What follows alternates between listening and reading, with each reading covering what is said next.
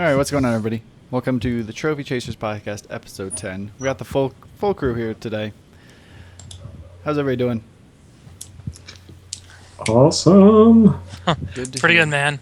Good. Oh, gosh, dog it. I'm just noticing this, man. Not only do you shame me or make me green with envy because of the Delson cap, but you also got the kind of button thing going on, man. I'm like... You know, the only thing I have going for me right now is that I get to play my Evil run, my second playthrough tonight, and I'm looking forward to that. I'm looking forward to you playing it too, so we can talk about Evil, Delson? some of the story things. I don't know. We'll talk a little bit about Infamous. Won't go into spoiler details, but there's quite a bit I want to talk about in that.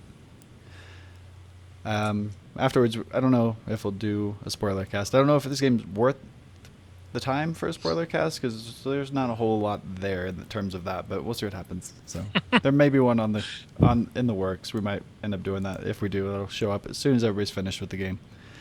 Nick, did you finish it? Yeah. Did you do both playthroughs or just one? I don't think I have it in me to do another playthrough. And I'll go into that when I talk about my thoughts on Infamous later. Okay, no problem. Well, that's the main topic today, so I guess we could just start with that. Personally, I don't know, when I first started, did you say you played good or evil? Good. Okay. What about you, DMC? I made my first run as the most honest and genuine Delson I could possibly be. Yeah. Yeah, I cried every time I accidentally killed the bad guy. I did really good in that sense. I didn't kill. I had like 2 negative karma things that I did throughout the entire campaign. Is that right? I was playing pretty good. I don't know. I did it on expert, which I'm hurting. I so wish that I played my first run through on expert because I want to max out my powers, but I want to get through this second run so fast. But go ahead, yeah. Yeah. I've heard mixed reviews on the difficulty on this. I personally thought it was pretty tough, but I started on expert, and I keep hearing a lot of people saying this game is really easy. And I think those are the people who played it on normal or easy first and then moved up to expert, and they're saying that expert wasn't that hard. I guess compared to the normal playthrough, it's not too much harder. You can't take very much damage. There's no cover system, which I thought was really weird. I didn't like that. But yeah, there's a few the boss fights, for the most part, were pretty straightforward. The last 2 I had trouble with because I didn't know what to do, and the enemies attack a lot faster on expert, and they were just wailing on me, and I could not figure out how to kill one of the bosses. I was like trying to break things in the environment. I don't know, because she had a force field around her. Oh, you're talking about Augustine? Yeah. The 3 hits, she's down, and kick her. Yeah. Yeah, I was running around because I tried to shoot her to break the force field, and that didn't really work out. So I was running around trying to see if there's something else I needed to do to make the force field go away. So there's satellite dishes all over the place, and I punched 3 of them, and then Delson had some audio clip where he's like, "Yeah, right there," and I was like, "Okay, I'm on the right track. We got something going on." Nope, that wasn't it. And this entire time, she's just throwing all these attacks at me, and I'm just trying. 2 hits and I'm dead. Yeah, so she's constantly vicious, trying to dodge. It was bad. But the beautiful thing about that boss fight, though, and you mentioned earlier, is the checkpoints. At least they're forgiving. I think there's really just one. It's once you get past a certain point where she actually starts to send in her minions, and I hope this is not spoiler-ish, but that made me feel good because I was playing on normal and I died a couple times. Mm-hmm. Makes me cringe a little bit, but we'll see. I don't know.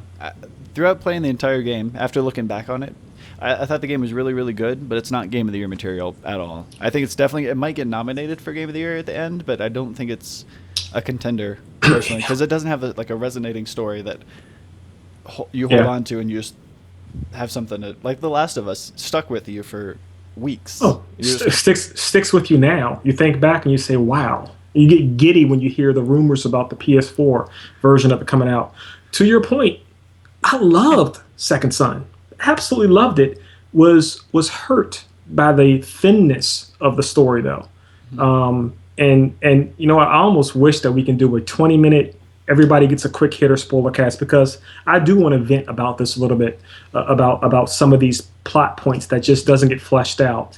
The fact that some of the more interesting characters in the game isn't relatable. I mean, not relatable, but isn't you can't interact with them more. I can't go have a cup of coffee with Fetch. You know, I can't go out with Eugene Just and wait take till him your out bad to. playthrough. Well, okay, well, well, let me just be quiet right now. But I was hoping that I can take Eugene out and maybe we can go into the South District, the bad side of Seattle, so I can help him out in that special way. But I'm chalking it all up to they had to get this game ready for launch. But when you consider how beautiful the game looks, I can't not like it. I'm just at awe with the funness of the gameplay Yeah, and the gameplay beauty was and the beauty of the fantastic. open world. It looked But great. now, Yeah. I don't know if you guys hear this, but there's the drum beat of doom and gloom coming. Hey, my guy, what did you think about Second Son?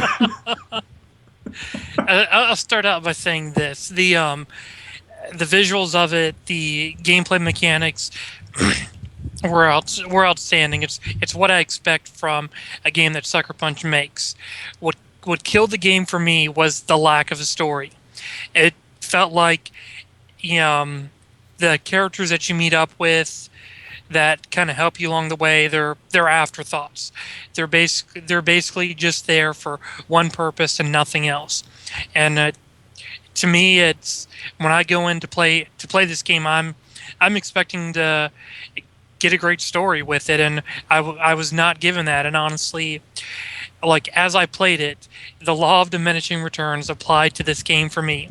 I'd play it, I really loved it when I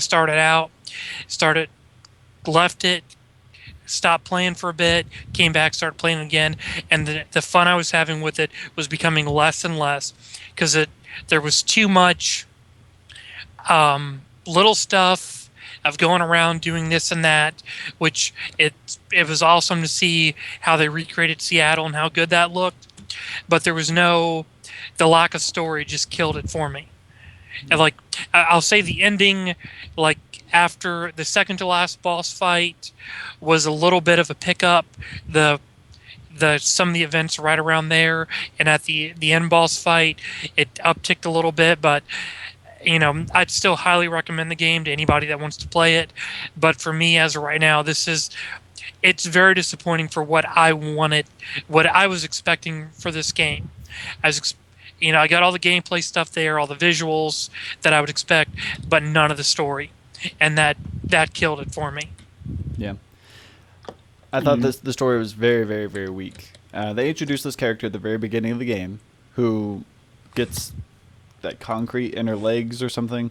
I don't know who this character is. Her name was like Betty. Is that his grandma? Is that just one of his friends? Is that a relative? Is that his mom? They never explain that. I have no idea who this lady is, but yet Delson feels obligated to save this person. She's the elder. She's one of the tribe elders, and it's inferred. But you bring up a really good point, right?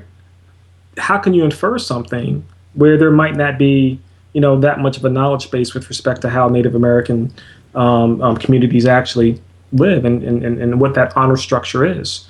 But yeah, and that's the point that I kind of wanted to get into in the spoiler cast is that we never felt the gravity of why Nelson felt so compelled and why Reggie felt so compelled to go to Seattle and just bum rush a government agency to steal. I'm sorry, forgive me. I'm going into the spoiler cast. No, this is all the first 5 minutes. I am upset because I'm a story guy, right? Right, me too. But the game is so beautiful. Yeah, it's nice It's from the so story. beautiful, and it makes me feel like I love it. But this one piece, this could have been, and you make up a good point, Flip. This could have been Game of the Year material if the story was just fleshed out just a little bit more. Yeah, people are going to hate me for saying this, but this is the way I felt when I finished it. When you buy Call of Duty, most people just play it for the multiplayer. That's the game for them, and they just slap campaign in there because they have to. It feels like that's what Sucker Punch did. They made a game, made it look great. Everybody wants to play the game, but the story was just there because it had to be. It's not anything exciting. There's like one point in the game where something kind of out of the ordinary happens, and that's it. That's the only high point or shocking point in the entire game. Everything else, the controls were so intuitive. Oh, So good, so good, and all the powers. Um, there might be one power, there might be more, guys. I don't know if you want spoilers, but anyway, all the powers were so great, and they felt meaty, they felt real, they felt distinctive, and there's never been a game that made you feel like, oh my goodness, now I need to go get this power to do X. You know, and I know you haven't that had your made me second feel great. playthrough, but once you play both ways, certain karma levels affect the powers pretty significantly. It's a lot different than the first two Infamous games. Like when you play good and you get the neon powers, you can slow down time and zoom in. Hmm. It doesn't do that with evil, but when you're playing evil, the smoke powers are a lot better. And as you get the other powers later on, those get enhanced certain ways based on whichever karma you are, except for the final one. That one's kind of bare bones and doesn't really do much. But I want to talk about the controller, like what all the cool things that they did with it. When you first start the game, the very first thing you do is you tag a billboard, and you turn on. It tells you to turn your controller to the side, so it's already using the 6-axis, and then you have to shake it, and out of the speaker comes like the noise of a rattling spray can. And then they take it one step further, and you actually have to hold the controller sideways and press the R2 button, just like as if you had a spray can. Yeah. And then you sit there and use the light bar to paint on the screen. Did you notice the light bar changed colors based on whatever color paint you had? Yeah, That really was so intuitive. cool. Yeah, those little things, and what also was crazy, I think fun to me was just the small interplay with the actual touchscreen. I Yeah. think they went with the double thumb push for the hand push it very early in the game when you have to do something, and Right. I thought, okay, well that's interesting, but they never go back to that. It's always just single touch, but. Really, really love that. I love the whole swipe thing. It's so Yeah. easy. You're Yeah. running up to a door, you got to open it, swipe. You Yeah, open the door, and it's in the direction of whatever the door have to open with. I thought that Right. was awesome. I thought that was too. It's so much more convenient. I don't know why, because normally you just run up and you press square, but this time you just swipe the controller, and it feels like it makes sense. It doesn't feel like it's tacked on like some of those touchscreen features we had on a lot of other games, mainly on the Vita. Like the Uncharted stuff is kind of weird. It was cool like the first time, but then it got old. This never Yeah. did. This felt fresh and felt like it made sense. Every time you run up to a door, you swipe, and then it throws the door off. It was pretty cool. Did you notice based on your karma, as you leveled up your karma, the light bar was either blue or red, and then it intensified. It started off really dull at level 1, and then as you leveled up, it intensified. I didn't notice that, but I am heavily looking forward to Yeah. the alternate karma colors associated on my bad run. And this is close into the spoiler cast as I want to go. I don't consider this spoilers, but I wanted to talk about Easter eggs, because this was filled of Easter eggs. Did you have anything specific that you liked?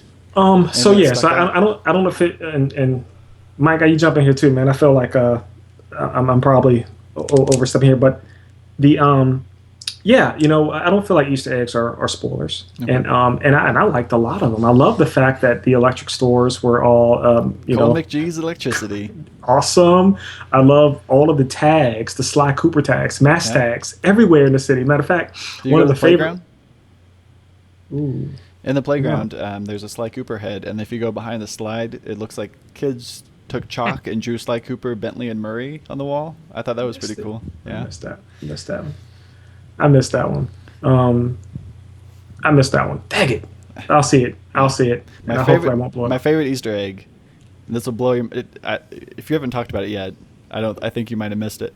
You remember after you take over each district, you go to the billboard and you spray paint the billboard, and he calls the DEP hotline. Did you dial the number? No. It was like 4 in the morning, and I was just cleaning up all the districts, and I thought, I wonder if this is a real phone number.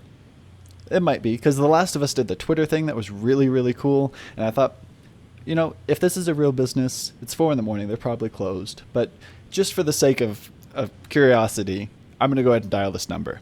So we're going to do it right now. It's 1-844-HELP-DUP. Can you hear it ringing? Yeah. Okay. Thank you for calling the Department of Unified Protection. Please stay on the line for an important message from our director, Brooke Augustine. Bioterrorists. What do you think when you hear that word? Cold McGrath? The beast? Fear? I'm here to tell you that Cole and all the other bioterrorists were once ordinary people, just like you. They didn't know that lurking within them was a sickness, a gene that would transform them into something violent and terrible, a gene that could be inside you. Bioterrorism can be stopped, but it has to start with you. Do your part for a brighter, safer world. Brought to you by the Department of Unified Protection, here to help. So I did that. That blew my mind. I called the That number is- again for everybody on the stream the next day. That was just crazy. Yeah, that is that is pretty funky. It almost reminds me of old boy at the Sony launch event back in February of last year when he just looked so concerned and worried. What if? So anyway, Yeah, that was we got Faithy talking about the Cooper and McGrath Bank. Did you see that one? I thought that was the first Easter egg I saw. that's the one I saw, and I thought that was pretty awesome too. There was I love that though. I love that. And the one thing that I've seen out there, I didn't actually see it in the wild while I was playing the game, but the Uncharted Love on the movie theater sign. That was an Infamous 2, I think. Was it Infamous too? Yeah. I thought that was in this one as well. No, it was Infamous 2. Because I remember I took a screenshot of it and tweeted it, and Sucker Punch Oh. was like retweeting and favoriting it. I thought it was really cool. Oh, there you go. Some misinformation, courtesy of me. Yeah. Anyway, I saw it. I thought for some reason it was came out of the Second Son one as well.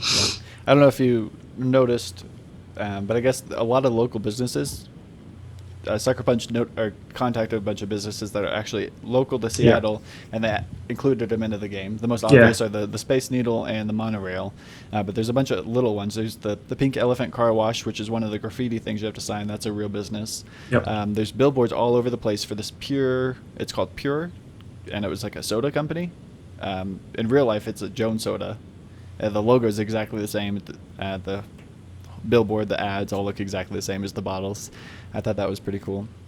Yeah, I read that and about how they reached out to those companies, and a lot of them were on board with it, and I thought that was pretty awesome. I guess it's free advertising, right? I mean, Yeah. millions of people are going to look at these stores and to think that they're real.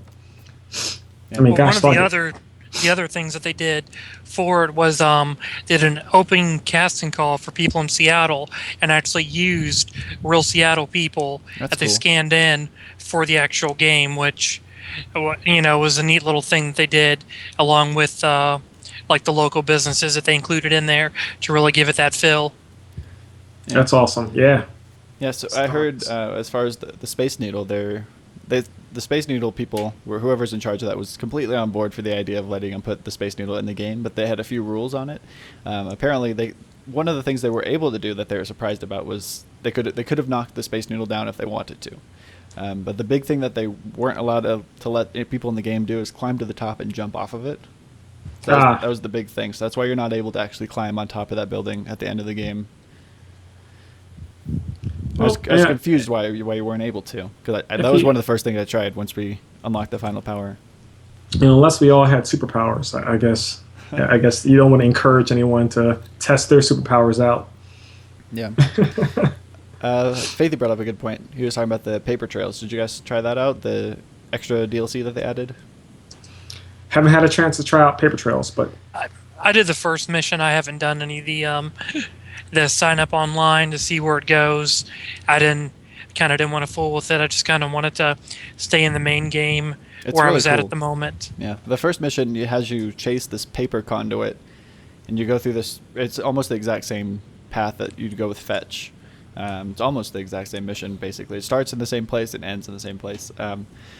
After that, you take a few photos of a crime scene of some guy who's hanging from a sign, a bloody dove, and a wallet. And that's it for the very first mission. Then you have to go to the website, enjoyyourpower.com or infamouspapertrail.com, and you can actually look at the photos that you took. You go investigate the wallet. This guy has like all these business cards and stuff in here, and you try to figure out why this guy got killed. And from there, it asks you, or you need to trace this guy's cell phone. And in order to do that, you have to go through the wallet, And the wallet, one of the things, I guess the wallet is randomly generated for every person who goes to the website based on like the business cards that are inside. But for me, there was like a picture of him wearing a bear costume, and it said like on the back of it, it said like 1031, I swear, because I guess he was embarrassed about his costume. There's a picture of Paris that said it was his 3rd time visiting there. There's a restaurant that he had like 9 stamps for free bowls of chili if you buy 10 bowls. So he was like really close to getting one of those. And then there was a detective business card. And on that business card, there's a website. And you go to the website, and that's actually a real website. And you have to go in there and try to log in with his information. So you don't have his email, or you have his email address, but you don't have his password. So you go to the forgot your password section and ask you questions. For me, it was, what is your most embarrassing Halloween costume? What's your favorite place to visit? And what's your favorite restaurant? And I've answered those questions. It let me into his account. This whole website is just, it looked like you just logged into a detective agency website. There's all kinds of cases and all kinds of stuff you can look through. There's tons of information about Fetch, at Fetch and her brother. And you have to figure out,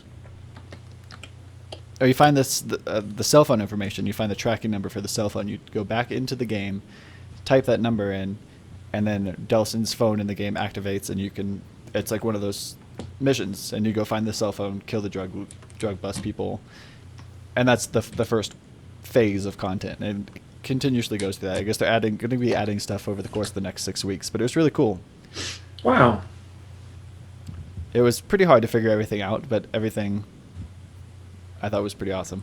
It's, you know what, it's I appreciate those little, they all appear to be very well integrated afterthoughts, you know, where you have this core game product, and then you're able to fill it in with all these little small components. Yeah. I will throw up on myself if Second Son Part 2 doesn't have the story that we all want. I think this paper trail thing, the story behind that, because I've done there's like 4 or 5 different missions you have to do for the first week. So far, the story in that's way better than the story in Second Son. It's because I'm interested in it. I'm helping solve this murder mystery. I'm figuring out all these different characters. I'm learning their backstories, figuring out their motives as to why they're connected to each other. Yeah. All these murders are going on that are connected to it that I'm linking, and it's fun. It's intriguing. It's really cool. It's like CSI. You know what's disappointing to me is that I was more from a story perspective. I was more engrossed in when Delson is able to absorb and then understand somebody's backstory. I mean, that content was so well done. I thought Fetch had a really good backstory. I thought the other Fetch was the most interesting. Eugene was too, but those two guys, even Hank, those guys are the most interesting characters in the entire game. But yet, outside of Hank, you know, it's almost like the more awesome you are, the more interesting and engaging you are, the more engrossed you want to be, the less time they actually have on screen. And it just made me want to fight. I think we've beat the drum dry with Infamous Second Son. Is there anything else anybody wanted to say? I think that's everything I had. We went over all the Easter eggs. That was the main thing I wanted to talk about. I'm good, man. I'm just looking forward to it. Looking forward to my second run, so we'll see. Yeah. As far as the character or the plot changes, it's almost like just a couple lines of dialogue and a couple extra cutscenes, and they change a little bit, but it's not drastic. And at the end, I was really disappointed with the evil ending. I thought the good ending was great. It was for as good as the story was, because it could be. The good ending was great. The bad ending was horrible. It didn't make any sense at all. I'm not going to go into details, but I was not into it. Thank you. So we'll discuss that off screen probably. Oh, so you're preparing me to gag. So to that sound. Oh no. Yeah. Did you play anything else other than Second Son? Yeah, man. I actually no. No, slow week for me, man. Just more Dark Souls in my prep for Plat by next week in Second Son. So I'm pretty much going to be heavy into Second Son, Dark Souls, and and I'm gonna jump into what's that Destiny of Spirits this week. Oh yeah, I started playing that. Playing that. Did you play that, Might Guy? No. Okay. Basically, it's like a social Pokemon mixed with elements of Risk, the board game. It's really, really basic, really simple, but for some reason I'm addicted to it, and I can't put it down. I really like it.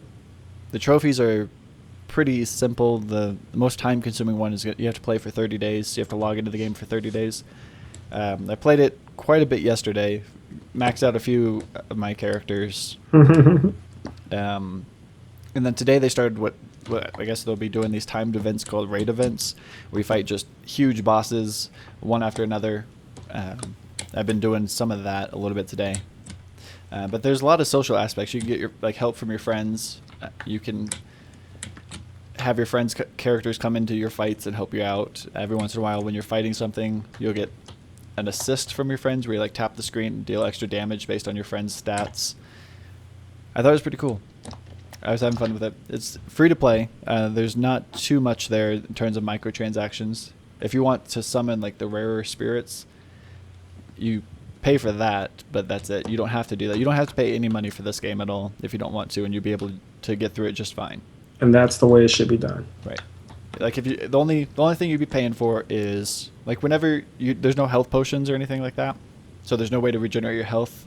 Whenever your characters die, they're out for 15 minutes. If they lose health, they regenerate health. It's 5 HP every minute. And if you want it to be immediate, you have to pay for that. But if you don't mind waiting, then you don't have to pay. And then aside from that, it's just extra spirits that you can summon, which are basically... What? Oh, it's for Vita? Yeah, it's for Vita. It came out on Tuesday.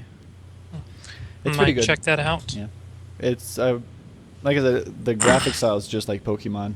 I thought the art style of the different characters that you summon are really cool, but there's no story, there's nothing in terms of that, so it's basically just fighting.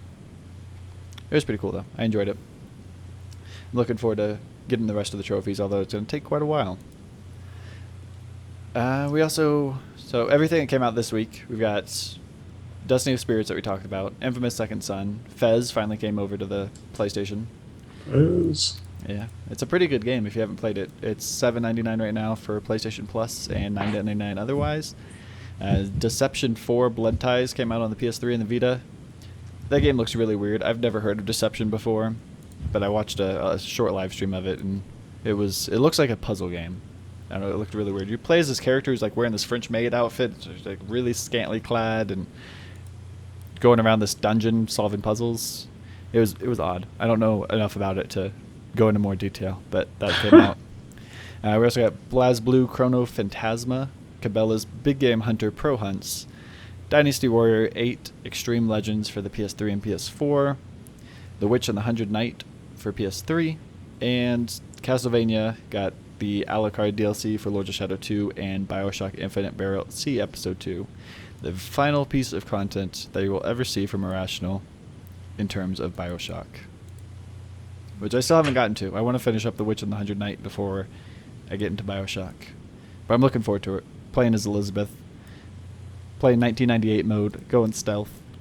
I'm looking forward to it. Another game that I got to jump on eventually. Yeah. One of these days. One of these days. It's good. The story's No a lot doubt. better than Second Son. I'm no doubt about that. I'm pretty sure. Second Son unfortunately didn't set the bar very high. It really didn't. In terms of everything aside from story, it was just knocked it out of the park. That's what's It's so so amazing weird. about the game. It's you can't help but praise it, but this nagging flaw that if it wasn't for how beautiful the game was and how awesome everything else was about the game, you would just trash it. But yeah, you're right. The horse is sore and bruised. Faith, you said you're playing Fez right now? What do you think of it? Did you play it on the 360? Have either of you played Fez? No. No. No. It's really, No. it's a platforming puzzler. It's the graphic style is 8-bit, so everything's all pixelated. It has a you play in this world, and there's it's like a 4-dimensional world that you're in, and you can actually rotate the world, and based on which way you spin it, different platforms appear. The way they set it up, it's hard to explain, but once you see it, it's really well thought through. I liked it. Only thing I know about Fez is the very, very passionate developer who said that he was quitting gaming because something he didn't like the way he was spoken to by some of the Rabbit fans. I watched Indie Game, the documentary, Mm-hmm. and he had a pretty big segment on that. And he was talking to some reporter, and he was completely serious when he said this. He's like, if this game doesn't sell well, I'm going to kill myself. You know what though? To develop something is such a vulnerable thing. Specifically, if you're an indie developer, I've developed in other aspects of life, but I can imagine how much you pour yourself, into that thing, and now it's part of your livelihood, so it has that much more weight. But fortunately, Fez became a super hit across the board, and I don't know if he's recanted on his quitting gaming and if he's back or not. But I don't know. I heard talk of a sequel a while ago. I don't know what happened with that, but That's the one that got canceled when he quit. oh, okay. We can talk about The Witch and the 100 Knight for a little bit. awesome. I've been playing that. I've put like 15 hours into it or so. Still in chapter 4, and I guess there's 13 chapters. So I'm still pretty early in it. It looks like it's going to be pretty long. I've heard it's like 40 to 50 hours for the platinum. It looks like it's going to take me a little bit longer because I'm trying to complete everything as I go. It is... I don't even know where to start. It's way more complicated than it needs to be. It has the most complex combat system in any RPG I've ever played. There's so many different currencies that you have to manage. You have like 4 or 5 different resource bars you need to watch, and they don't really explain anything to you. So my first couple hours playing this game, I was doing terrible. It was really hard. I didn't know what was going on. I didn't know how to do anything. After I took a step back, tried to figure out what was happening in the game, kind of broke everything down, figured it all out, and now I love it. So if you can get past that, I guess there's a steep learning curve that they don't help you explain, but if you can get past that, it's great. The combat, I really enjoy. I don't know. Overall, it's a really good game. I haven't played anything else from NIS, but I hear you've played quite a bit from them. Along with this guy. Yeah. I want to check that out. Yeah, those and boy, you can. I don't think you could have put it any better. All of their games are incredibly deep from a control perspective, and I remember discovering a new way to fight, and I think I was like 70 hours in, and it was something that I could have been doing the whole time. And it's like, okay, well, when are you guys going to tell me this? And so what I found that anytime I play one of their games, they always release in Japan. In the East before they come over to the West, and there's always somebody who is able to give us some type of a better presentation of the controls. And so thank goodness for Google Translate, right? They help us out from that perspective. But yeah. I'm glad you're figuring out the controls on that, man. The game looks awesome though. It's very pretty. I think Flip made the most awesome comparison in the world when he was streaming it a couple nights ago. I don't know if that was last night or the night before, but he said that it's like a little miniature Dark Souls or something. What did you say? In terms of the boss fights, yeah. Whenever you go into a boss fight, they have the health meter, and then they have this giant, I guess guard meter is what they call it, and it's constantly fluctuating back and forth through the entire fight. And whenever it's lower, then you can jump in, get some attacks in, and actually deal damage to the boss. But when that guard bar goes lower, they're also about to do this huge attack that's more than likely going to take a huge chunk out of your health. So you jump in there, you like kind of strafe around the boss for a little bit. Then as soon as you see that bar go down, you jump in, get an attack or two, and then dodge out. And you're just constantly trying to memorize the boss's patterns, how they react throughout the fight, and just looking for that weak point and trying to get in and get out as quick as you can. It just reminded me a lot of pretty much every combat sequence that I had in Dark Souls. So it's almost like an RPG or like a 8-bit style of Dark Souls My only complaint with the entire game is the cutscenes. At the end of my stream last night, most of the cutscenes are like this too. But at the end of my stream last night, we killed the fourth boss or whatever, and then sat through literally. I watched the clock, 38 minutes of cutscenes. My type of game. So much. And the whole game's like that. It's like play for 5 to 10 minutes, watch a 20-minute cutscene. Play for another 10 minutes, watch another 20-minute cutscene, and then after you get through the intro, then you get to play like an entire level without getting interrupted. But then after that level, you're watching another 30 minutes of cutscenes. So if you get past that, the story is kind of intriguing. I'm interested in it. That's all that counts, right? And is it funny? One of the things that always intrigued me with NIS games is that they're just hilarious. So I don't know. I watched a little bit last night. It appeared to be funny. I love the English voice acting in this thing surprised the mess out of me because it's so good. But because all the emotions just breathe out of the characters, I love that. But was it funny? Was it funny, Flip? Yeah, there's a few laugh out loud moments. Awesome. Quite a few of them. You plays the bad guy in this game. Plays the antagonist, and you're like a peon for the witch. The character you play as is called the 100 Knight, and she summons you. I guess she creates you, and you're off to do her bidding. She's trying to spread the swamp across the entire world so she can travel around wherever she wants, and she is pretty evil.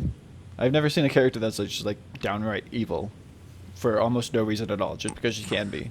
So that adds a lot of humor to it, just seeing how it also feels like she learned how to cuss for the first time, because she has a very filthy mouth and she uses it very often.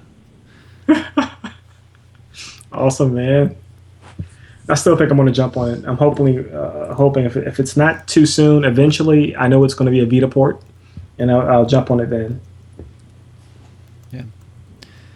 Mike, guys, is there anything else you've played recently? Been playing, pretty much finished up with Ground Zeroes the other day, and I've just been toiling away on some Blitzball and Final Fantasy X. Blitzball awesomeness. Nothing like that Pele kick, right, for the goal? I won the Blitzball World Cup. First time I've ever pulled that off. Oh, you didn't beat that the first time around? I've never beat it in any other time I've gone through and played Final Fantasy X. I finally pulled it off. You get a trophy for it, which I kind of suspect it. But I've been kind of just taking my time with it while I level up the spear grid, because I'm coming up to fight Seymour and his Aeon, and that thing always gets me. So I'm making sure I'm strong enough when going into that fight. Yeah, I'm looking forward to putting more time into it. How far into it are you? I'm 15 hours in, and I'm on like the Thunder Road where all the lightning's at. But it's like I've probably spent like 2 hours playing Blitzball total. Could you play that as much as you want? Yeah. Yeah, I know I could back when it originally came out. I think I spent more time playing Blitzball, just getting like little. They rewarded you with something. It's been so long since I played that game. You get rewards for winning tournaments. Yeah. And then it's like I've been going around just kind of working on getting my spear grid up, because I'm not happy where my HP levels are at with my characters. Yeah. So I've been working on trying to get that up, and like right now I'm in a pretty good spot where I get like on average between 300 to 600, whatever the hell the points are called for it. Like every time I like fight some guys. Awesome. Wow, Cody, you're 25 hours in, and you're right behind me. Wow, I can't imagine throwing in another 10 hours, but I'll probably just kind of fool around where I'm at for another like 2-3 hours before I go on to fight the boss. Yeah. Cool. Awesome, man. I'm looking forward to getting back into it. I'm glad you like it. It gives me more of a reason to bump that up on my list. The only thing that this seems like to be a problem with Square is that the voices don't match up with the mouth movements, and Kingdom Hearts had the same problem. So it just seems like it's an issue with them when it comes to their HD remakes. But like other than that, if you can get past that, as annoying as it is, it's really fun to go back and play this game, and I'm still holding out. Yeah, it is definitely a great remaster. And I agree with Cody on that. Still really holding out hope for that Final Fantasy 12 HD. I still want my Awesome. Final Fantasy 7. They say that they won't be able to do it because it would take over 10 years for them to make, but then they have that version that you can play on Steam that's fully Yeah, remastered. So that's Yeah, That's a lie. Square is complete garbage. And I remember when they came out and they said that they didn't have the development resources, the ability to build out the towns, and it's all just garbage. It's posturing, it's finding out where and how they can actually drop it for the maximum impact. But when you look at a game like what's coming out with 15, and you realize, my goodness, they completely shut that down from an information output perspective. While Final Fantasy Lightning Returns was being developed and pre-release, they just have this model that they don't talk about anything until they're ready to talk about it. Well, they've been talking about it for 6 years. Well, they've been anti-talking about it, i.e., we're not doing it. No, they've never said they're not doing what's now become known as 15. It's just that no, not 15. I'm talking about 7. I'm just be Well, clear. Yeah. One of the last things I've heard them say about 7 was like an insider saying that they are working on a remake, but it's I want 6 remade before 7 personally, but that's me. It's 6 ranks higher on my. I don't think 6 needs to be remade, though. It looks perfect in its little 16-bit atmosphere. It does, but wouldn't you like to experience it in a 3D high definition? I don't know. Like When Lightning Returns came out, they made the Final Fantasy 13 16-bit trailer in the same graphic style as 6. It looked pretty good. I'd have rather played 13 in 16-bit. But see, the same thing goes to Final Fantasy 7. Like I remember when what was it? Advent Children came out, the movie that they did based off Final Fantasy 7. It was like, Yep. You were finally getting a voice for Cloud when for so many years, I've been his voice kind of thing. The upgrade that we would get, so many people would expect so much of it, it would never live up to it. It would be great to have and fun to play, and I'd be one of the first people to own it. I'll admit that. I still go back from time to time and play Final Fantasy VII now, but what I really want them to remake it, because there's in your head how everything happens and everybody's voices that you've given them, and then that your reality of that then gets shattered when they remake it with full voiceovers. I don't think that I don't want them to do full voiceovers. I just want the game to come out.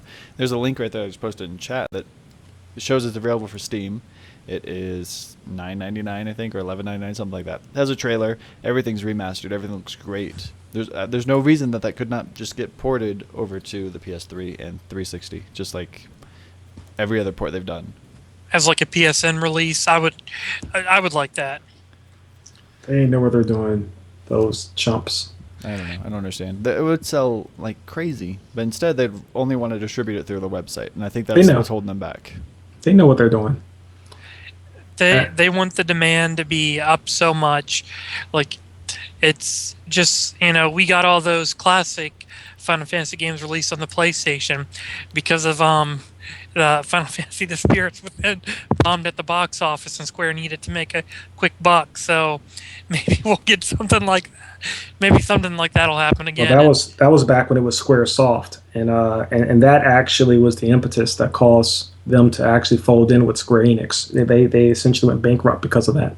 No, that movie killed them because it bombed at the box office, and they spent way too much money on it. Yep. I But was asking if the phone line's up. Yeah, the phone's always on. If you want to make a call, we'll get you in here. What we do is, if you want to talk about something we've talked about or just recently talked about, you can call in. Otherwise, at the end of the show, we open up to open game talk if anybody wants to call in and just discuss whatever. Like you guys have a bunch of questions about the South Park Stick of Truth trophies. If you want to ask anything about that, feel free to call in. I will be more than happy to address all of that. Another game that I have to play just for the experience. My. You really do. My list of have to plays is just becoming too crazy. Yeah, mine's getting pretty wild too. I think that's wraps up every. Oh, I played Toy Story Mania. Yeah, Did you? Based on your glowing recommendations. Did you now? How did you like it? It was pretty basic, pretty boring. Yes. What? No. Pretty fun. It was pretty basic. Pretty fun. Do you want to know what I did? I was editing. What did you do? I was editing videos while I was playing this game.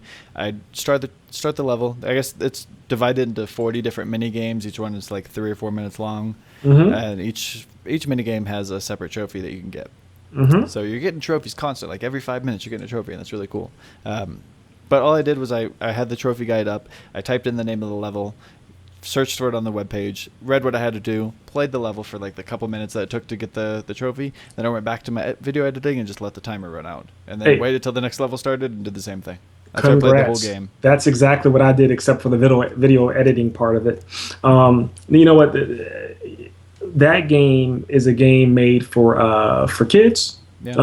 And it's very, very well done from that regard, except for one trophy. What trophy is that? I remember you saying that. I didn't have trouble with anything. You didn't have. What about the trophy where you're shooting a missile and you have to destroy the asteroid and the UFO with one missile? I did that on my first try. What? Not even. I don't like you, Flip. That rabbit. I was joking a long time ago about that rabbit foot, but now I'm convinced that you have one in your back pocket. That actually took me about. It took me about a good 45 minutes to finally line that up the right way.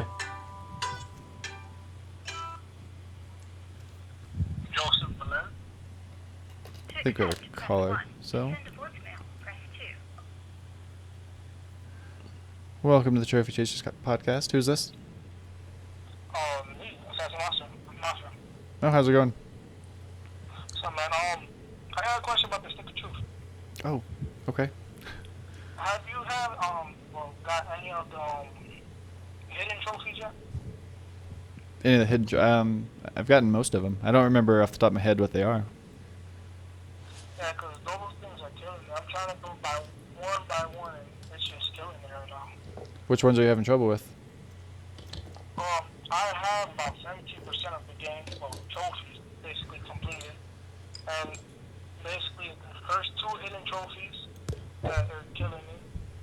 And then, I have everything else except you found Jesus and it's you. I didn't know we had to do that. I kind of picked a thief, and now it's just making me play the game all over again as a Jew. Oh, well, you could actually get the trophy as the Jew. You could do that with in the first 15 minutes of the game, so it doesn't really require a full playthrough. Because I didn't start as a Jew myself either. Okay. Yeah. Pretty much the path I took was I started the game, played through the entire thing, didn't sell anything. I made sure I didn't miss anything in the areas that you couldn't go back to. Got all the friend requests. Apparently I missed 2 of the friends, so that's why I have to go back and play the game again. But I almost did everything in one playthrough. So if you're careful enough, you can do it in one playthrough. You just have to, I guess, follow a guide and make sure you don't miss anything in those 4 or 5 different areas that's... I should have just read through these trophies before I started the game, I guess. Yeah. And then you were talking about that game you're playing on, The Witch and the Hunted? The Witch and the 100 Knight? I guess? Yeah. Mm-hmm.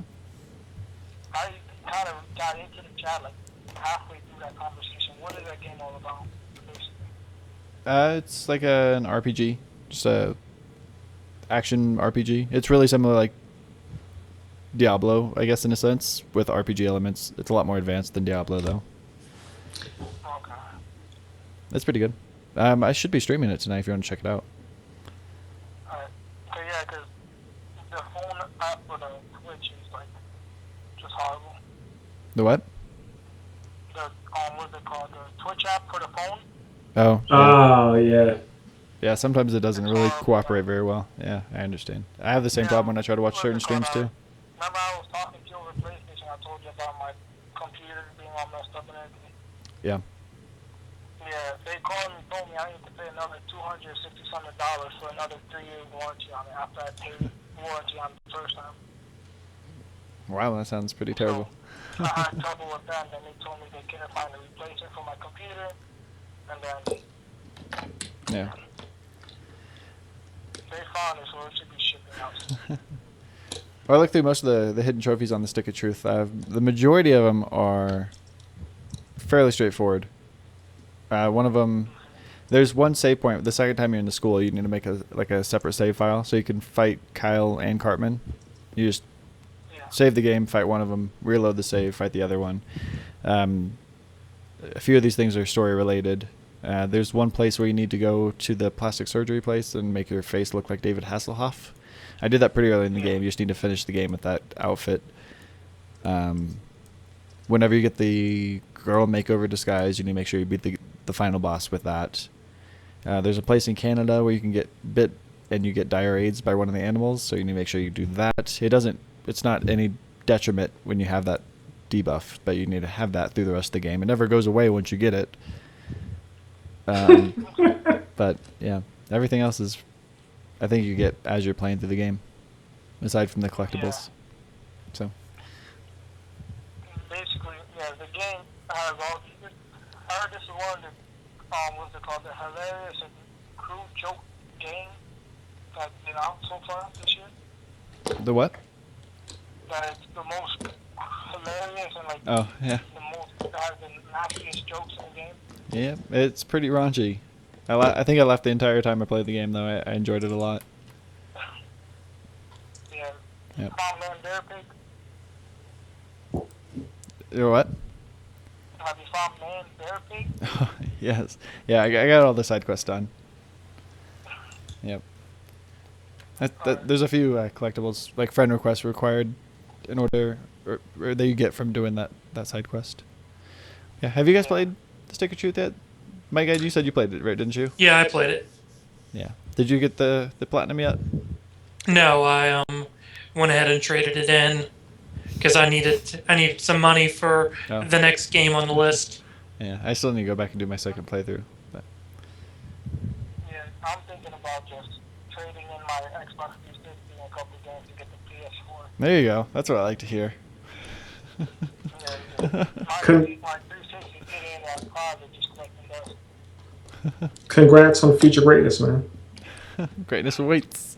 There you go. All right. Well, thanks for calling. We're gonna get back to the show, but I hope good luck with your Stick of Truth trophies. If you have any questions about any specific trophies, feel free to send me a message and I'll help you out.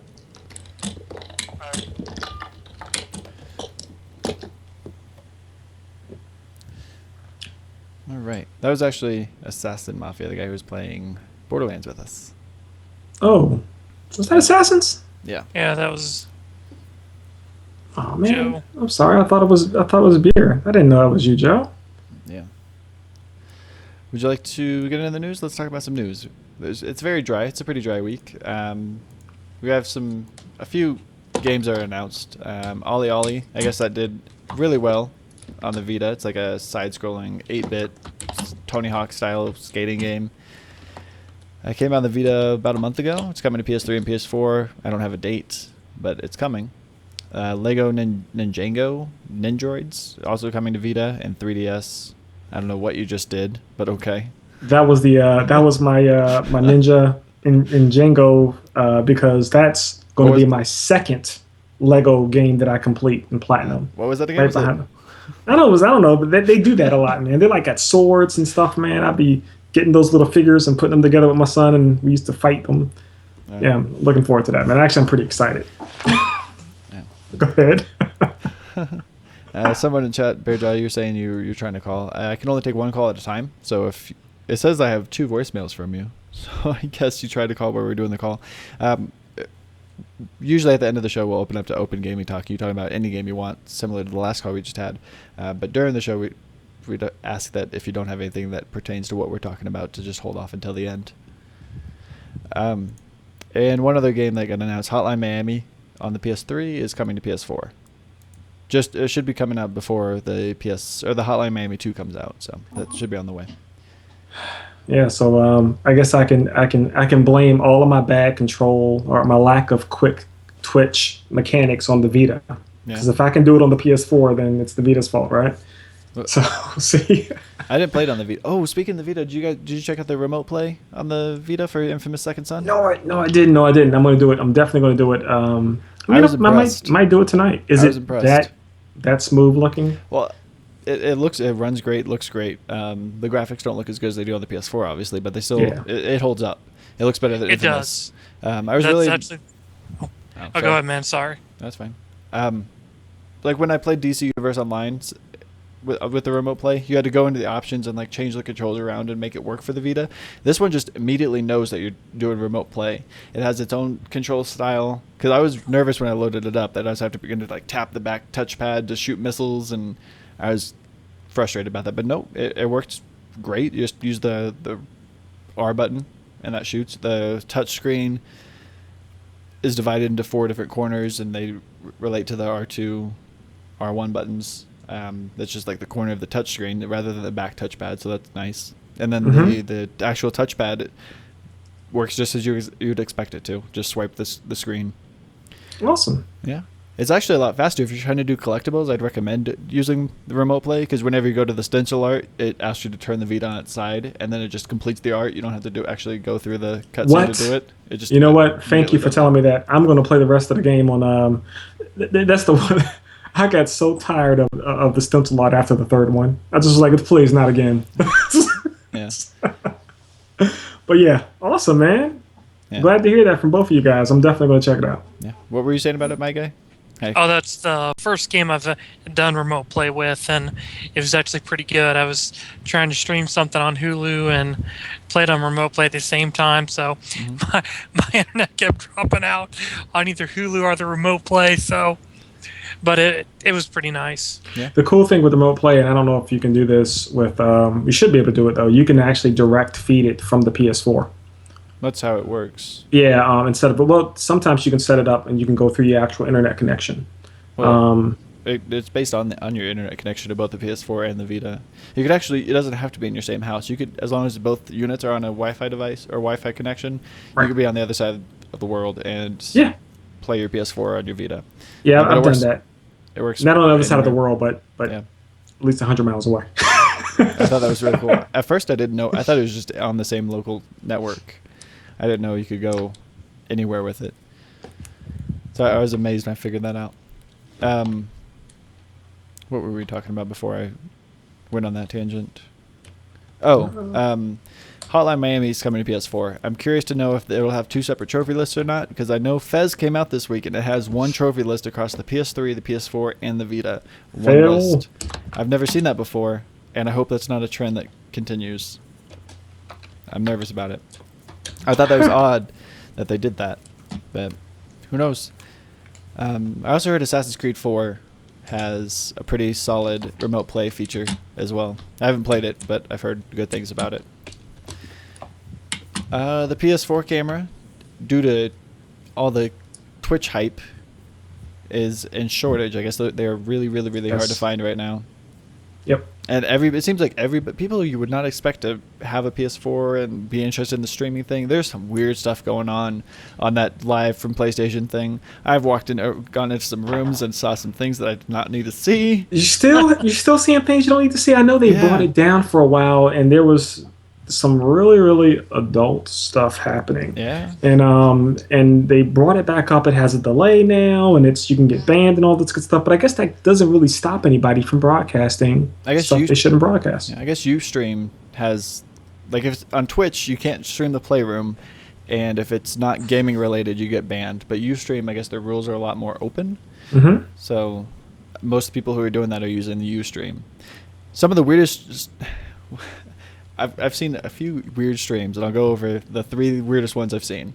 About a week ago, it was like this lady and her boyfriend or husband or something were just getting this huge argument, and she was like talking about how racist he is, and he was just like laughing at her and like interacting with the chat room, and they were just firing her up, and she was just going off for like an hour before that channel went down. I saw another one that was like in a bar. There was like the PlayStation 4 camera was like up in the corner, and it's just like a normal bar scene. People are coming in, going out. There's like a dance floor. People are going to the bar getting drinks, and I was like, how is this even a thing? Like, they have to sign some waiver before they go in the door? I don't understand. That's his jury rigged camera, security camera. It's pretty awesome. Yeah. I got 5 PS4s, man. I got one for each corner. Yeah. There's a guy that I saw today that was just sitting back in his barber shop chatting with people while nobody was in there. Like, he was just carrying on about something, and like he was just in a barber shop. Yeah. But those are the best conversations, guys. Barbershop conversations are awesome. Actually, I want to find that channel so I can check it out too. There's a lot of sexual related live streams that go on still constantly all the time. Seems like every Friday or Saturday night there's I see somebody post something on a forum that I go to pretty often. They like, oh, check out the Live for PlayStation app. We got this going on. I gotta go to Gamefly a lot and read their posts there. I also, probably the weirdest one I've ever seen was this internet talk show that was streamed. I guess it's like a weekly show that they do, but it's like a porn radio show. And there was like, oh my goodness, everything was like, I mean, they didn't show nudity or anything, but their topics that they discussed were pretty risque. But it was just like a really, really professional talk show. Had the radio studio, and I guess they air this on the radio at some point on XM radio or something, and they're doing it on PS4 now. wow, So weird. You had like all these like, I don't know any the people who were on there, but I guess they're pretty prestigious porn stars that were talking about their work and what they've been doing, and it was the most professional live stream I've seen on. Oddly enough, that happened to be about the it was weird. The activities of the evening. Yeah, it was odd. So, anyway, due to all of that, PlayStation 4 cameras are really hard to find. I picked one up on launch day actually myself. Yeah, I picked mine up. I picked up my camera and my first controller 1 week before the PS4 dropped. And I got the controller early. I just didn't know the cameras. I didn't plan on getting the camera because I didn't know the HDCP thing was going to be an issue. Did you ever go back into the Playroom and get the Ninja Bots trophies? Did you try that out? I guess the 3rd DLC pack came out for the Playroom recently. I haven't went into the Playroom yet, so I'm gonna enjoy the heck out of that at some point. Yeah, it's interesting. A lot of the things you can do in there are pretty cool. But what else do we have? Justin Richmond from Naughty Dog. He was the game director. He stepped down. He's going to Riot Games to work on League of Legends. Yeah. Got a little bit of a creative decision and got a boatload of money to boot. So more power to him. And you know what? You're always going to get more money from somebody else than the people that you're with, and that's just the way of life. So kudos to him. And then the dovetail right onto that Flip. We got some insight from Famous Motorer. He actually explained a little bit about what was going on. Mike, I mentioned earlier that Stig was the reason why we had all those layoffs at Santa Monica was because Stig essentially wasted anywhere between $70 to $90 million from that development cycle. Well, that was originally put out, but the number is closer to 70 to 90, at least from the confirmed source. And Sony infused them with money on the strength of God of War 3. It was in development prior to that release, and of course that those layoffs and those firings were directly associated with that infusion of money and the failed delivery of the game. Apparently, it sucked on every platform that it was released, on every pre demo of whatever was ready for production at that given time, and so. We are now starting to see that at least Sony is now becoming a little bit smarter with the money that they have going into this next generation cycle, and I don't know if that's a bad thing. The Drive Club game director got fired because Evolution Studios. He missed 2. Yeah, he missed two deadlines, 2 major deadlines. Drive Club, and what was the other one? The Drive Club. We talked about I know that Evolution did Killzone Mercenary, the Playroom, and Drive Club. I didn't know there was another thing that they missed. It escapes me. Gosh dog, it escapes me. The a dull pen, a dull pencil is always better than a sharp mind, right? I wish I would have wrote that down. So yeah, so and also Amy, it has since been, I guess, further confirmed. We always heard about this this headbutt between Amy from Naughty Dog and Druckmann, right? Those two folks struggling for some type of creative philosophy, creative control on how these Naughty Dog games are going to be formed and shaped and then released for future delivery. And apparently, the last straw for her was all about Uncharted 4. She did not like the direction that it was going. She had a different vision for essentially what she created. And she lost the battle, and she said, I'm going to go. And she went, and she has the financial means, the clout, and the power to do just that. And I firmly believe that wherever she lands, and we talked about this a little bit a couple of weeks ago, she is going to make whatever company she enters, as long as she has the control, a better company. They're going to deliver a better game.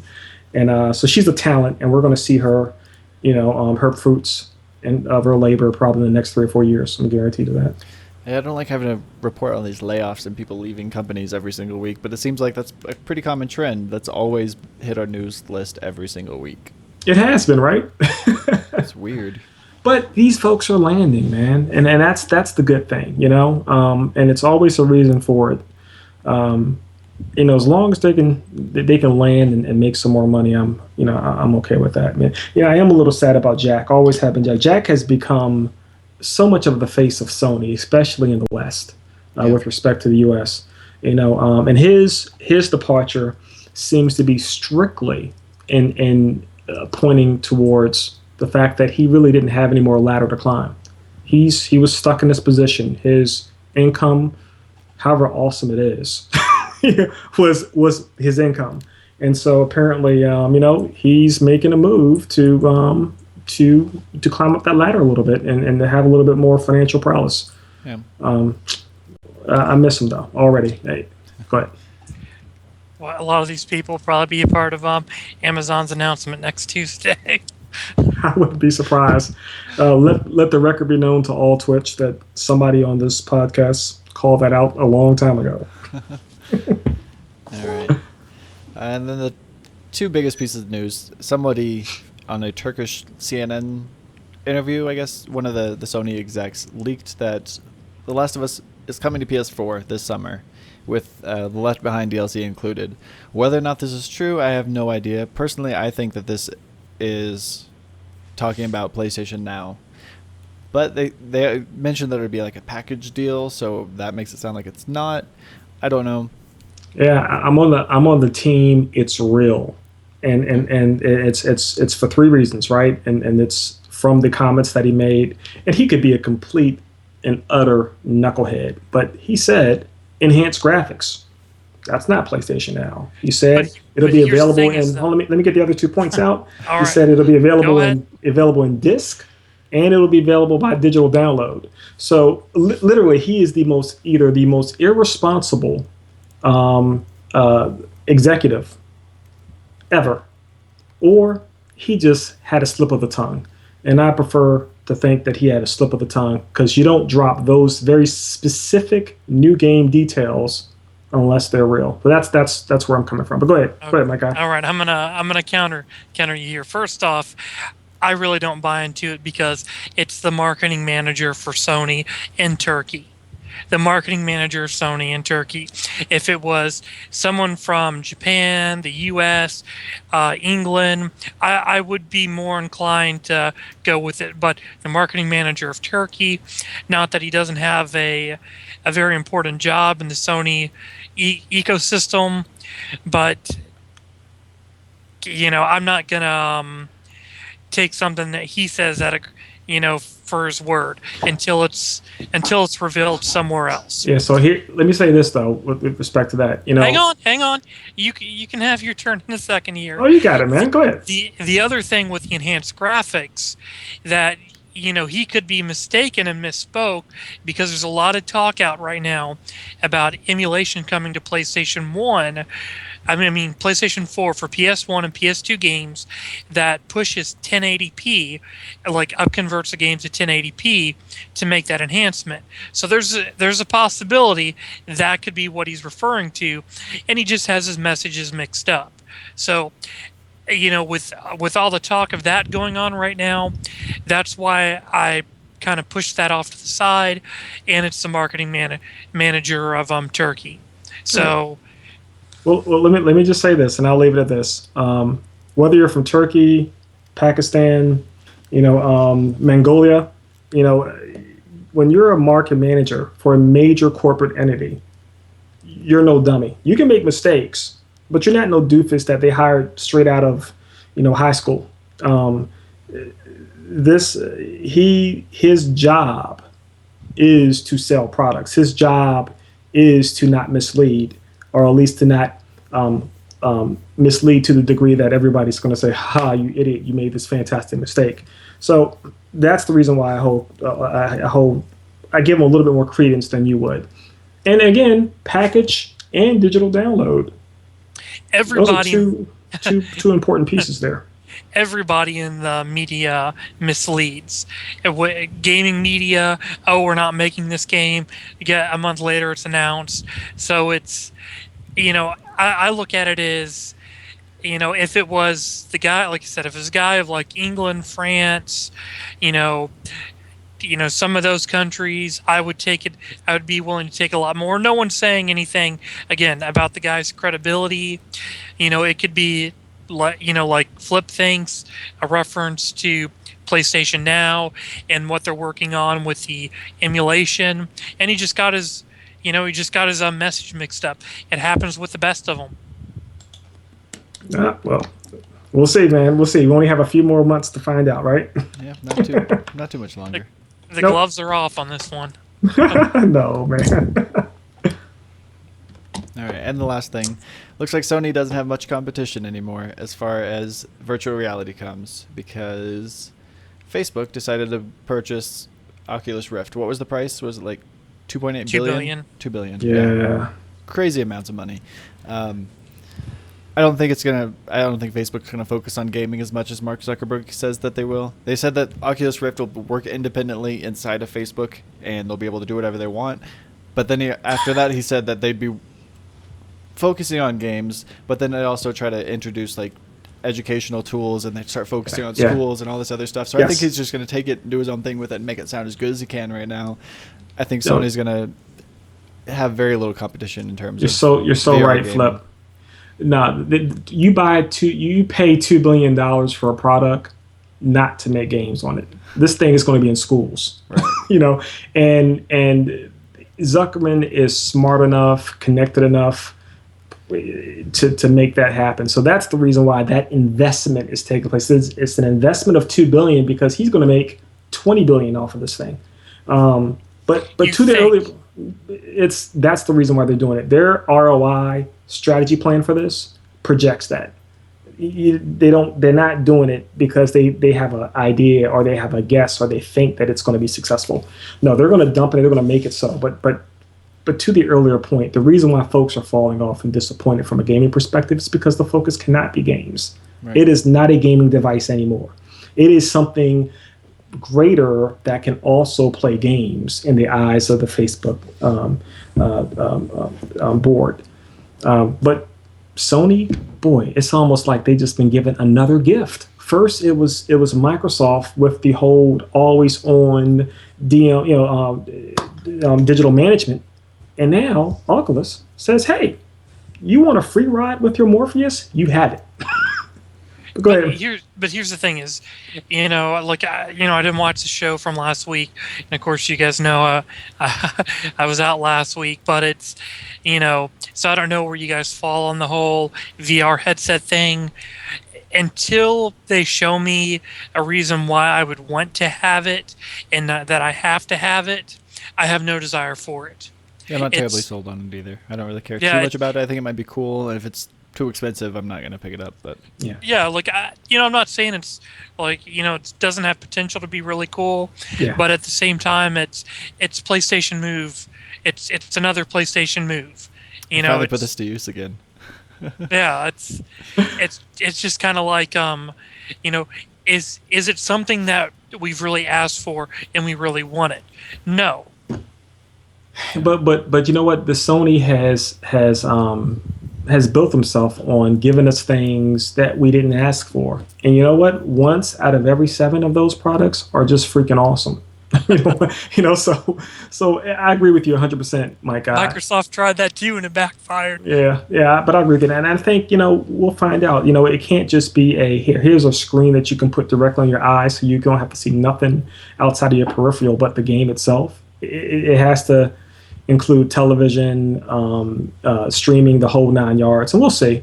And we did talk about this a little bit in the show that you missed. And I think you and both Flip make a good point about cost. And for me, it has to be $150 or less. I'm going to jump. Gonna happen. You don't think it's going to happen? They said it's going to be affordable, but I don't think you could sell something that high tech for $150. See, yeah, and that's what I'm afraid of too. That's how much the headset is. That's how much of the audio headsets are. You're right. Their platinum is $99, isn't it? Yeah. That's so true. It's going to be $300. Probably. Oh man. And you'll be one of the 500 people that are an early adopter. I will be, and I will be, and there'll be nothing to play on it. Everything. Those demos sound pretty cool though. That thief demo, that sounds pretty awesome. But see, that's okay though. Like 2 move controllers, and they walked around the thief world, and all the enemies, I guess, were removed, but they were able to interact with the environment and loot things and just walk around this creepy, spooky town. Yeah. I thought it was pretty cool. Yeah, and you know what? There's got to be guys like me. I don't have disposable income. Oh, boy, I wish I was Zuckerman from that bro, right? But you know what? I can pick up Morpheus, and I can be that guy that says, "Wow, this is awesome" for about 2 weeks, and then look at it on my shelf along with my PS3 controller, your Virtual Boy controller touchpad. Remember that little keyboard that came out with the PS3 controller? Yeah. That's been sitting in the same place for the last 4 years. That little keypad would come in handy if you're playing DC Universe Online, but other than that, that's about it. Yeah, I don't know, but I'm excited for all these VR panoramic Facebook statuses that are going to be coming up pretty soon. Hey, we just say like your friends on Facebook with your hand. Hey, I like you. I don't know. It's with as much information that the Facebook Corp collects on you, my goodness, now they're going to be scanning your retina, and they're going to have a digital signature of everyone in the United States of America. It's going to be horrible. But that wraps up all of the news that we got for this week. Like I said, it's a pretty dry week as far as news goes. You want to do trophy talk? Let's talk about some trophies. Ah, crap. I want to talk about trophies next week. Okay, let's talk about trophies. Flip, while you beat all of us down. Just don't gloat too much, man. All right. So, my guy, this is last week. You're at level 17, 41%, 14 platinums, 2850 trophies. This week, you have... Okay. So, 33 more trophies are added, 9%. Still working on that Final Fantasy X Platinum. Are you going to get the Platinum in that? You better say yes. I don't know. You better say yes. I've got to look. I've got to actually look over the trophy list and see what I've got to do for it and make my decision there. Supposedly it takes 90 to 120 hours. There's one missable trophy for getting the different letter collectibles to get that phrase. There's 26 of them, and 4 of them are missable. Yeah, for the alphabet, alphabet. I know I've already missed a couple of them. Well, I've still got my strategy guide from when I had bought Final Fantasy X back when it was originally released. Bust it out. I've Get that second got it playthrough handy. going. I've got it handy now. DMC, you were sitting at level 22 last week, 43%, 62 platinums, 4,033 trophies. This week you went up 46 trophies, 13%. Those are some pretty big trophies then. That's a big percentage jump. Yeah. That's because there were hard trophies from Dark Souls 2. Yeah. Well, No, I'm just kidding. I don't know why. I don't know why that's a 13% shot. That'll be a I have pretty no prestigious idea. platinum once you finish that one up. You know what? Guys, World of TCP family. I just want to make an announcement here right now. After I platinum Dark Souls 2, I know I've reserved this specifically for Metal Gear Solid Sons of Liberty, but I will be going directly to Hannah Montana with great pride, and I will be reporting to that to you guys on next week. Okay. Go ahead. All right. So last week I was sitting at level 22. Oh, by the way, by first of the all, way. before you go over that, and also the biggest thing here is that I went from 666 to 681. Right. That's good. That's on silver trophy, so forgot that's about that. very, very disturbed by that. But go ahead. That would be a pretty prestigious platinum once you finish up Dark Souls. So I'm looking forward to you adding that one to your trophy collection. And me, level 22, 72%, 4,052 trophies. 51 of those are platinums. We finally got some platinums to the podcast. It's been like 3 weeks. And I picked up 2 of them. Yes, you did. Now went from level 22 to 23, leveled up again. 4,177 trophies. What is that? 125 trophies? I've been busy. Go ahead, man. Can you put that mallet back in your back pocket now? Oh, it's gonna go. We're going hard next month. You see, my goal for April, I'm gonna level up to 25. It's gonna happen. That's my goal. Yes, yes. I'm saddened by that, man. By April? Sorry, what's that again? When is your 100 platinums by when? No, level 25 by the end of Level April. 25. Okay, by the end of By April. the- Okay.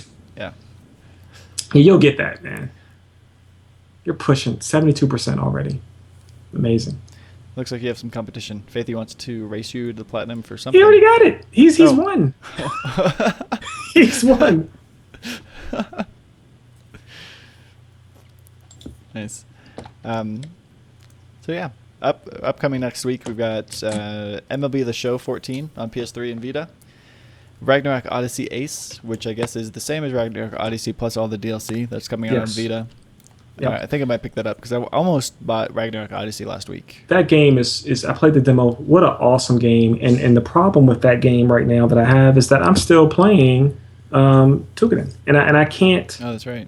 stop playing it. It's one of those games that's going to take me about 175 hours to plat because of the randomness by which you get the mantra. So, but yeah, if you get that, let me know, man. I love the open combat battle system that it has with it, and it's one of those very, very rare JRPGs that allow you to build your own character. You know, it's nothing like making a guy that looks like you, except they have an afro.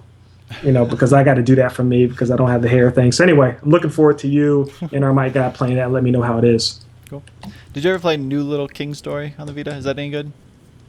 I haven't played that. Okay, I've heard good things about it. I'm trying to find a good RPG for the Vita. I thought Destiny of Spirits would be it, and it's not.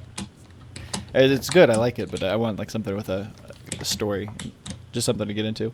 Anyway, digitally on the PS4 we have King Oddball. I have no idea what this game is. Looks very weird. It looks like a puzzle game, I think. But and then we might have some other PS4 digital games. I still don't have the list for PlayStation Plus for April, but I've heard Mercenary Kings is going to be free, but I've also heard that Secret Ponchos is going to be free for PS4 in April. So it's one of the two of those, possibly even both. Probably not, though, because they've never done that before. But I've heard the developers of Secret Ponchos saying that that'll be free, and I've seen a lot of people talk about hearing that Mercenary Kings is free. I want to play both of them. I'm looking forward to both, but both of those are on the way. So one of those might show up next week. I'm not sure. Yeah. So much awesomeness. So much what? So much awesomeness. So much awesome. Everything is awesome. There you go. That's right. That's right. All right.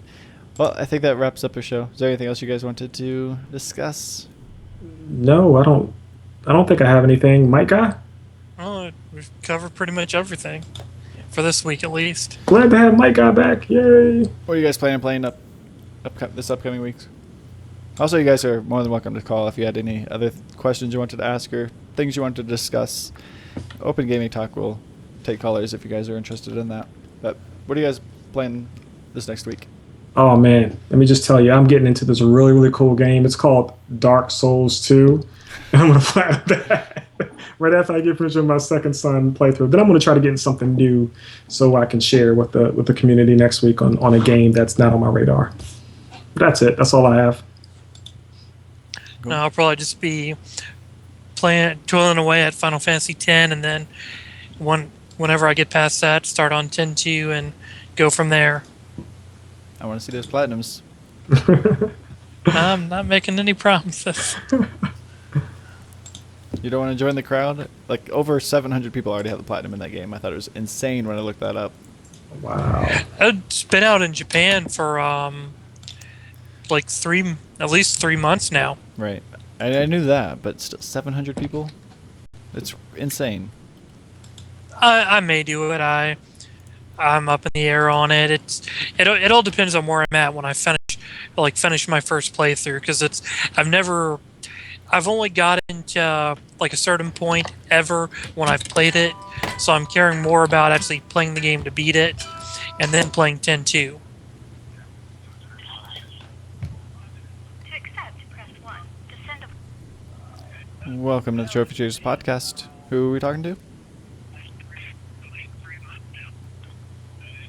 Are you there? Ah. Hello? Hello? There he is. How you doing? Who is it? What's going on, man? What? Oh, must be the wrong number, man. I guess it is. I don't know. That was weird. Alright, yeah. So I was looking that up. 796 people have the platinum in Final Fantasy X. Do you know how many people have the platinum in Witch and 100 Night? Let me guess. 7. 2. You better do it. Better do It's a what? niche game. Be number 3. Be number 3? I don't know if I could be number 3. I was like, You probably shooting don't have for, enough time to be number top 3, but 10. you can definitely be top 10. I have faith in you, Flip. You just got the so only- excited just now. You know why? Because I'm gonna tell you why.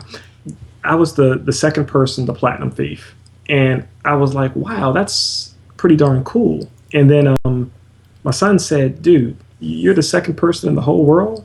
And I said, well, as far as I know from a PS4 perspective, and it was, and so it's I've never done that before. I'm pretty much, by the time I get to it, I'm like in the 20s, 30s, or 40s. Yeah. But Flip, you're pretty heavily when you push it, man. So that'd be pretty awesome, man. Yeah, look at this. Here,